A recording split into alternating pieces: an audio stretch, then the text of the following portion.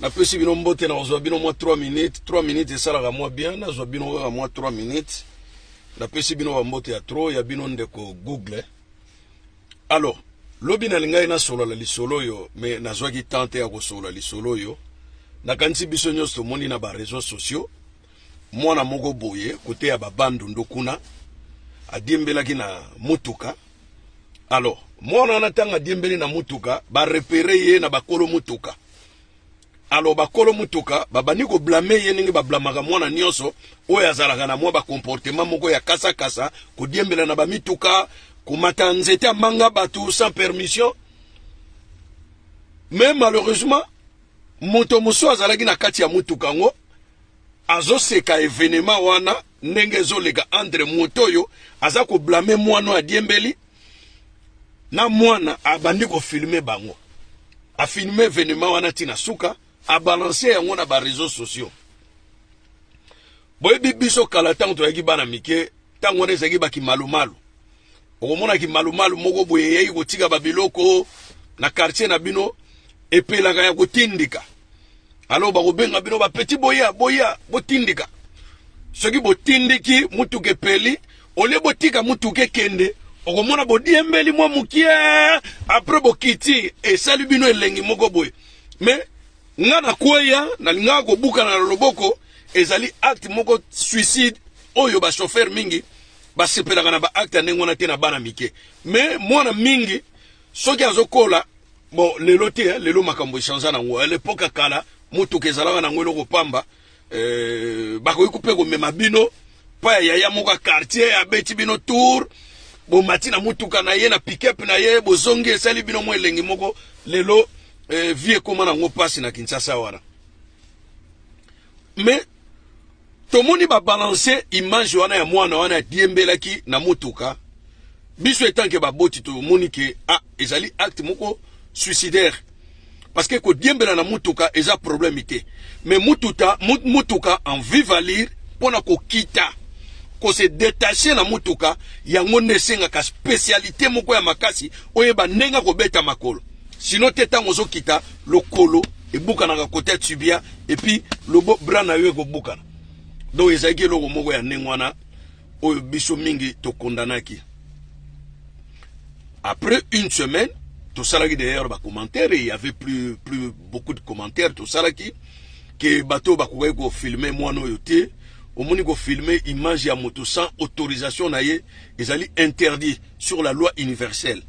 Ko filmer moto te yango mona kana ba mboka mingi soko zo filmer il faut la police a tout na soko za autorisation ya ko filmer bateau mais ko filmer lieu public wana ezana ngo interdit ne sozo filmer échangeur ozo filmer Tour Eiffel ezana problème ité mais ko filmer bateau oyo baza ko leka na balabala to bateau oyo ba pesi autorisation te ezali interdit sur l'image d'autrui.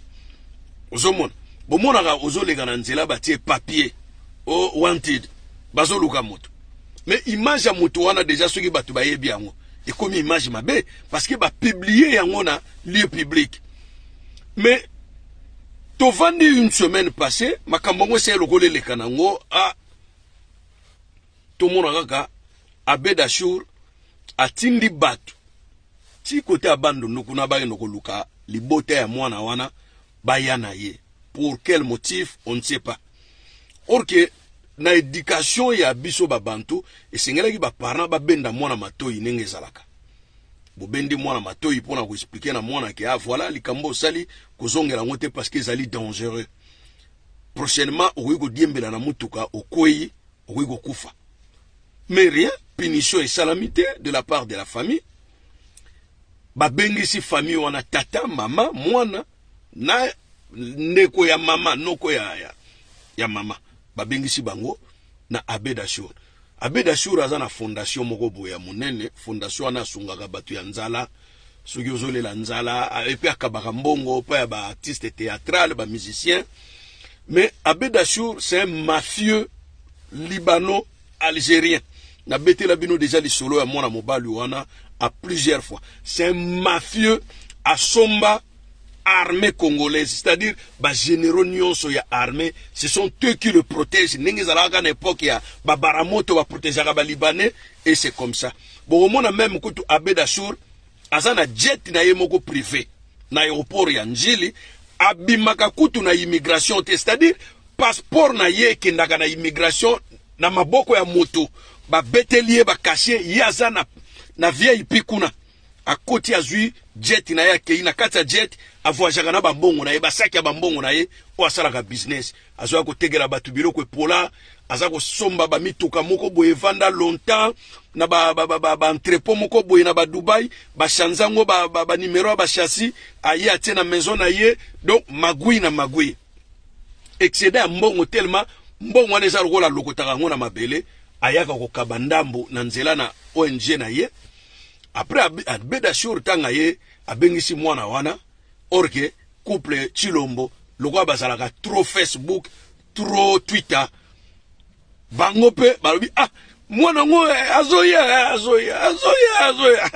photo mona eve ba la biso ye na ndako mwana oyo vraiment sekisi biso mwana oyo vie na sale lokote vie na sale lokote vie na ngai na matite na diembeli kaka. Donc bango ezalaki moi tant moko boye ya kolongola souci oya mes gestion bazana ngo ya mboka. Ale Abedashour bolukela biso numéro ya mwana mobali wana Abedashour balukeli bango service ya nini balukeli bango numéro ya Abedashour ya ezali mama nani première dame première dame mes respect alubi ozana mwana wana alubi yeyo aboya na ndako to mona ena papa bakati misala ya leta nyonso babandai kosala basombeli mwana oyo vengene webi vengene bino bo weba vengene te bambuta batata na bino mtu ba weba vengene costume basombeli complet ya 3 pièces ya costume biso na bane 80 tozobenga ngo vengene basombeli balatisi bakati suki pa ya coiffeur moko de la place baye na mwana wana sikoyo soko kengeli na molili ezali message moko dangereux de la part ya couple présidentiel. Ya Abedashour kuto ça peut se comprendre que Abedashour a joué na fondation na ye bakoyi ko sombele ba uniforme bazongisa ye classe adiembela lisusu te mais na classe kotanga ya Abedashour ça peut s'expliquer. Il y a des gens qui travaillent na kati ya fondation na bazali batu moko bazali un peu na makanisi ya malamu. Malgré tout bozui ya Abedashour ezali mabe mbe koyamba mwana oyo na famille présidentielle oyebi ezopesa leçon de morale ni na bana nyonso ya mikie ke moni pichwa na ta diembele na kar do mikolo ka so diembele na kar mbara mungo ke ko mona mukonza mboka. C'est vrai boyo ko mona muka diembele na yolo akoy yake apanzani mutu mwana musu adiembele na gimbanseka akoy mwana musu na Lubumbashi na komina Kenya mwana mususu na Ilebo mwana musu na Kanyabaonga diembele ki yepe pa akoy mutu na sia panzani ponini mokonzi ya mboka atozali bolole ki bobolole na yo il faut esuka na ndako na yo oiko bimisaka ngone tando inene te. Et puis les images eleki na chaîne ya munene ya NTNC oyebi tala na bureau ya Chilombo bokomona batela ye télévision ya munene ya 60 pouces ezali relié na clavier na ye ya computer. Donc c'est-à-dire ye ba image ya YouTube ko oyo ba émission nyonso salaka ye il faut mona ngo en grande caractère amona ngo munene wana vandi na kiti na ye banda botama vana na kiti ya fauteuil te ya bureau te vandi na fauteuil de bureau. Et puis botala na bureau na ye azana power bank président de la République azana power bank c'est-à-dire chargeur extérieur oyo ba chargeaka ba téléphone boyebi batu nyonso bazaka na ba chargeur oyo ba chargeaka ba téléphone mobile yeba ke ba utilisaka téléphone mingi batu wana. Donc c'est-à-dire soka côté Facebook na 8h tanga la mugi aobimaka na ansi na 13h sikoyo mutu andengo wana tomona kiti ye bana na ye batata mwasi na ye mutu babokoli oyo kuta uchi kobala oyo auti kobala ya mwasi abokola ye kutute mais tomoni bana tango ba comprendre que malgré tata bokoli biso te makoy mokonzi tokolia oyo ya liboso ya mobali ake kosala anniversaire na ye soki ya 30 ans na Dubai.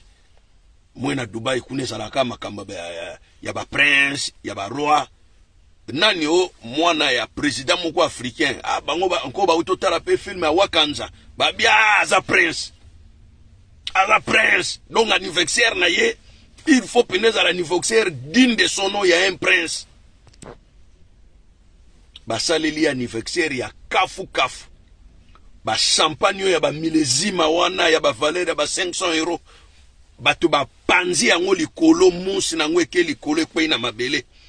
Bato ba tamboli likolo ya ba soso.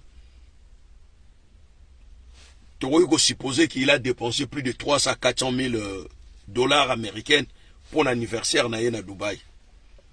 Vous voyez folie wana toye ko mona ngope na anniversaire ya mwana na ye. Mobali yo abali mwana na ye. C'est un vagabond que je connais. Mobali yo abali mwana na ye, c'est un vagabond que je connais, il était là avec moi. Un vagabond, un paresseux. Na rolo ba veste ya liboso ya shero alati na vina ye garçon wana, isa ya mukolo ya mariage wana. C'était pas un homme oya ko kwakula. Mais parce que papa Bokilo aza mokonzi et nyonso naza ngo posa na kozwa. Lelo il semblerait que tu as commis la garde corps. Ye garçon wana. Ça sert à rien de citer son nom. Vous comprenez nengeni tozo tambola na mboka mongo boye oyo mokonza mboka azola kisabiso buzoba na ye. Ato tangate, oyo yekolate. Kabila avait compris qu'il n'était pas intelligent. Mais il a pris l'art de silence. Il restait calme. Parfois, il faisait des interviews en anglais. C'est-à-dire anglais de la rue. Si vous comprenez, l'anglais de la rue. Oh, biso to bana obenga tanto to salaba tozo pratiquer cours anglais na Deyango Leader School tozo benga ngo Brooklyn parce que Brooklyn est qui banlieue moko na New York où les gens parlaient l'anglais mais ils savaient pas écrire. La plupart des Américains. Bah yebi ko loba anglais parce que c'est leur langue maternelle mais ils arrivaient pas à écrire l'anglais.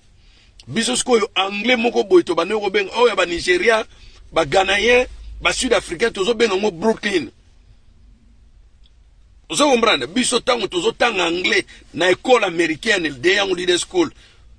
Tozo benga ba Nigeria on a ba kina ba Victoire. How are you speaking broken? It is not a good English. I speak classical American English. Donc au moni tozo sala ba flash. Na la sabonge ngavo mana lo ba anglais classique. O ezana grammaire. O bino bozolo ba wana biso bengo anglais kabila lo ba ezali Brooklyn. C'est kiala. Biso bengo ngo kiala. Mais les Américains ont définition à Kiara. Mais dans l'art de silence, Kabila ne parlait pas. Na mona musu na chaîne musu à Jazeera. Boyebi mutazo construire phrase en anglais, ne ba construire zakandako. I think, je pense, I'm not a good man. Je suis pas un homme bien. Mais en anglais classique, tu peux pas construire des phrases comme ça. Des phrases bidons. Où ils ont une règle grammaticale. Il y a un peu de Paul Kagame. Et tout le temps, Paul Kagame, azolo ba good English. But not. Azolo ba anglais malongate. Ayebi anglais te. Anglais wana yogola na Uganda. Ya mwana pe Yoweri Museveni alobaka. Les anglais zanga mayele. Donc il faut utiliser l'expression et ma capacité. Ils ont juste construit des petites phrases pour une bonne compréhension et c'est fini. Alors on a dit vraiment yakokamwa komona Chilombo ayambi libote et puis baza relaxa ba tableau na bango ya Picasso basombaki 1 million na Paris ndenge batina ndaku na bango ba décorer ndaku na bakiti ya Louis XIV corné en or. Corné en or, ba kiti oyanda kuna bango. Do bazola kisa bozui na bango ndenge ni toyeko pied kesa l'état pour na bonheur na biso toza ba jouisseur. Botala ndaku wana kaka. Ezali corné en peinture or. bakiti ya Louis XIV, bazana ba tableau ya Picasso na ba mire na bango, il y a plus d'1 million de dollars. Oyo bango basombi au nom du Congo. Voilà. Moi si azoyaka Champs-Élysées, bana na biso moko boye basalaka kuna na Hermès. Bango bayebaki teke bana na biso basalaka na Hermès, baye bakoti na Hermès bakangi boutique. Bazo pona banda 8h30. Bazalaki au rendez-vous depuis 8h30 baye. Bazo pona sikoyo. Bakomi ko loba na lingala. E oyo te nazoluka oyo to monaki wana na. Nazoluka oyo to monaki wana. Mbaramoko bana na bioni aussi des Congolaises. Eh, vous avez Congolaises? Bah bimisi tala lias munene ambonga. Non. On prend pas de cadeau. C'est interdit. Bana baboy. Na pourquoi boy? Bana babinga bio tonton. On était avec la première dame du Congo. C'est quelle dame? Abi maman Denis Nyakero avec ses gardes du corps, tout et tout, ils ont fait des achats pendant 6 heures du temps. Oh, kanga photo te bana penda. Abi non, c'est interdit. Ah, ngaye. Beaucoup filmer te caméra cachée. Tozaba zababango. Ba jouisseur. Première dame à soir au salon ba course na Champs-Élysées. Araso nira bata mior ke bazo mona ye. Eza mawa pe eza passe. Eza mawa. Oyebi tozui malchance mais toi ko contempler garate ya kolela que tozui malchance à la tête du pays. Parce que Tshilombo je crois pas que na vie na ya ko za ta bourgmestre. C'est un déchet. C'est quelqu'un qui ne mérite rien. Il profitait de la vie de son père pour atteindre la ke ba 10 000 euros na poto afutaka ndako. Tango Mobutu na 92 na deuxième pillage akangi compte ya Tshisekedi wa Mulumba bango bakufi nzala pendant temps molai nde omoni basali ba bêtise nyonso ya kokotaka ki Mario bakomi ba gigolo bango na bandeko na ye tanga azwaki mokonzi omonaki lekinete mbongo moko boye ezalaki Kabila mutapesaka bango lekine pa akaboli mbongo faye mobimba asombi Lamborghini azobeta ne pe musique ya Kofi Nzembo ya Skol Mbala moko Lambert Mende à cette époque gouvernement ya kala ilunga bat et s'il n'a noté Lambert Mende bimina biloba na ye ote ezala ngo voiture de location batu bazu immatriculation ba pese na la police tata bino c'est Tshisekedi eza voiture na ye voilà nengeni batu wana ba yeko jouir mais bango nyoso baza fa mobile baza na katanga te batongi ba villa kuna po ba exploitaka minere ya mboka pembeni ya ndako. Tozui malchance mais tokanga maboko te. Il faut to chasser Tshilombo. De gré ou de force.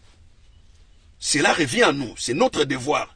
Il faut sauver le Congo en chassant Tshilombo et son système.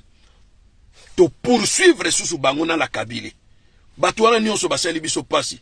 Toki opesa bango chance te ba vivre encore longtemps. Ingeta.